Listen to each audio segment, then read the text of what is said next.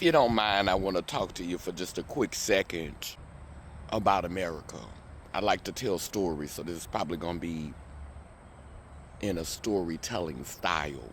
One of my beliefs is that darkness is in relation to the source.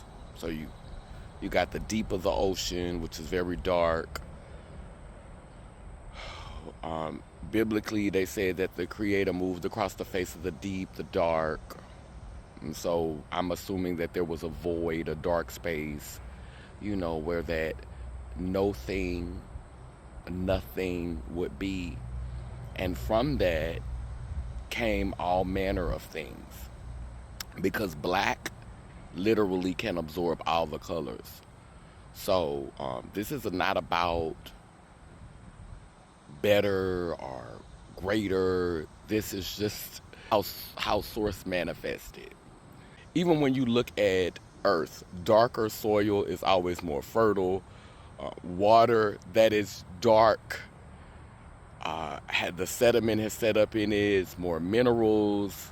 Though the sun nurtures life, the shade is what preserves it. Because the sun will dry it out if it's consistently hitting it all day, but the shade, the dark area, actually preserves it.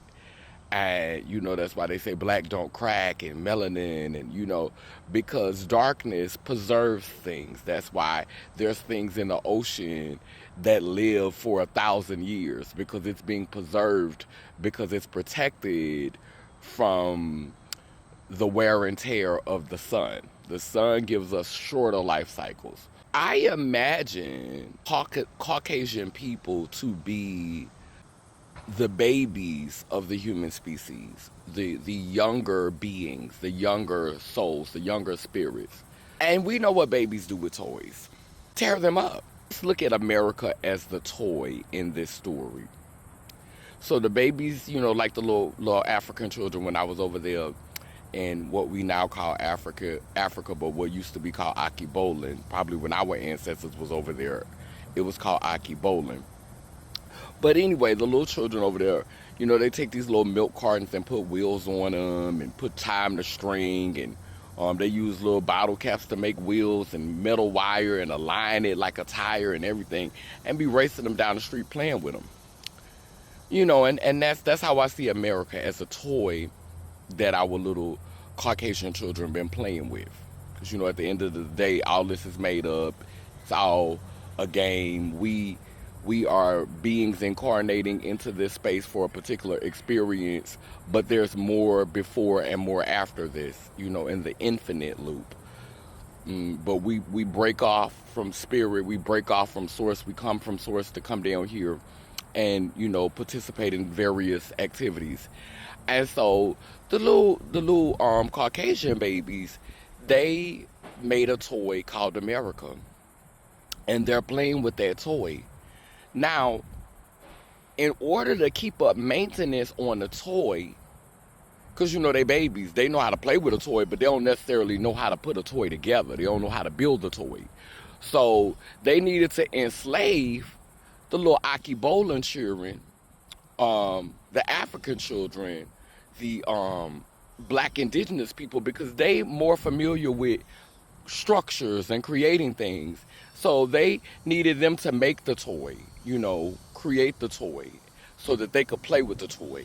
And they needed them to remain in a position where they could make them keep playing with the toy so that they could play with the toy for hundreds and hundreds and hundreds of years.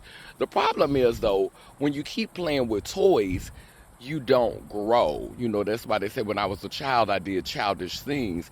And when I grew up, I stopped playing with them toys. But, if you've been playing with the same toy for hundreds of years, if you've been playing with a toy that justifies transphobia, homophobia, misogyny, classism, racism, sexism, if you've been playing with a toy that allows you to do all of that, then you're probably not going to grow much. And there was a period where we had some growth. And, in the process of playing with this toy, they freed some slaves. They gave some rights to women. They gave some rights to the LGBT community. But during that time, while everybody else was, while the others was off being free and doing their thing, the toy, still not knowing how to fix the toy or how to work on the toy themselves, they started outsourcing from from other siblings like China. And so now the toy is still falling apart, but the toy is also in debt. You owe people for helping to keep this toy afloat. You borrowed against the toy. You freed all of your subordinates. The illusion of freedom. You gave them a little bit more space, and they've been off doing them, and they've kind of become consumers rather than worker bees. And you have you done created a debt with China for the toy. And so now, in your mind, how on earth can we make this toy great again? Well, when was this toy able to run and function without making us be in debt? When was this toy most enjoyable for the beings that this toy was created for? Because more than anything, this toy was created for our white male siblings who identify with the construct of manhood, our wealthy white male siblings who identify with the construct of manhood. And so, when was this toy giving optimum results for that party? And when you look at the numbers and the statistics in the time periods, you see it was when you had a slave class, not a working class, when you had a slave class, when you had prisoners of war, when you had abductees from Akibolan. That was when you were not having to go outside and make loans to sustain the toy. The toy didn't have debt when you had a slave class. You've been trying to make do with the incarceration, with the ones that have been incarcerated, but that's not enough, because America is big, and it's 350 something million people here now. The prison system is not enough to sustain the toy, because you constantly got people coming in, and so you'll incentivize immigrants to come in if they are gonna align with the values of what's going on and play with the toy in the way that they're being groomed to play with the toy. They need to come over and understand the assignment. You'll incentivize them, and they meet a certain aesthetic. But the other ones, they need to acquiesce to being the slave class. And so who do you use for this? Of course you want to use women, because they need to know that they have to know their place, because they have to create the slave class and the ruling class for this society. That is what they've been tasked with, birthing the heirs who will rule, and ultimately the beings who will serve. So you got to get them in check. Then you got to get the blacks in check, and the Hispanics, the black and browns, because this your slave class. These are the ones. Blacks are gonna bring attention to it. They're gonna sell it. They're gonna market it, and the browns are gonna do that work. They're gonna work themselves so hard that they need to drink heavy when they get off of work, a lot of them. So you need your black and browns to get back in line. And some of the browns, they done got so full of themselves, they got too close to the driver's seat of the toy.